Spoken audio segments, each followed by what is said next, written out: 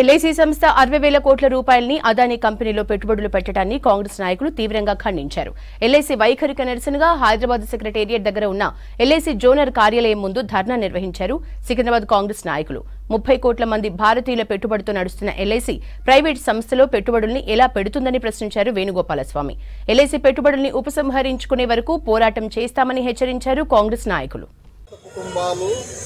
పాలసీదారులుగా ఉన్నటువంటి ఎల్ఐసి యొక్క ఫండ్స్ని 60,000 కోట్ల రూపాయలు అదానీ సంస్థలో ఎల్ఐసి పెట్టడం చాలా దారుణమైనటువంటి విషయం. ఇదే కాకుండా గత 2 సంవత్సరాలుగా మనం చూసినట్లయితే అదానీ మీద ఎన్నో విధమైనటువంటి అలిగేషన్స్ని హిండర్బర్గ్ అనేటటువంటి సంస్థ చేస్తూ ఉంది. అప్పుడు మేము ఈ విధమైనటువంటి ధర్నాలు చేయలేదు, ఎందుకంటే అది ఒక ప్రైవేట్ వ్యక్తుల మీద చేసినటువంటి అలిగేషన్.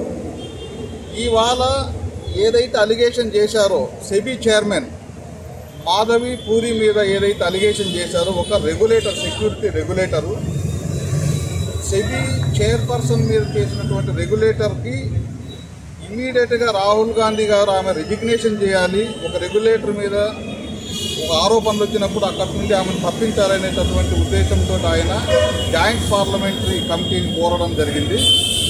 రాహుల్ గాంధీ గారికి సంఘీభావంగా మేము ఇవాళ ఎల్ఐసి ముందు, ఈ జోనల్ కార్యాలయం ముందు మేము ఒక ధర్నాన్ని చేపట్టాము.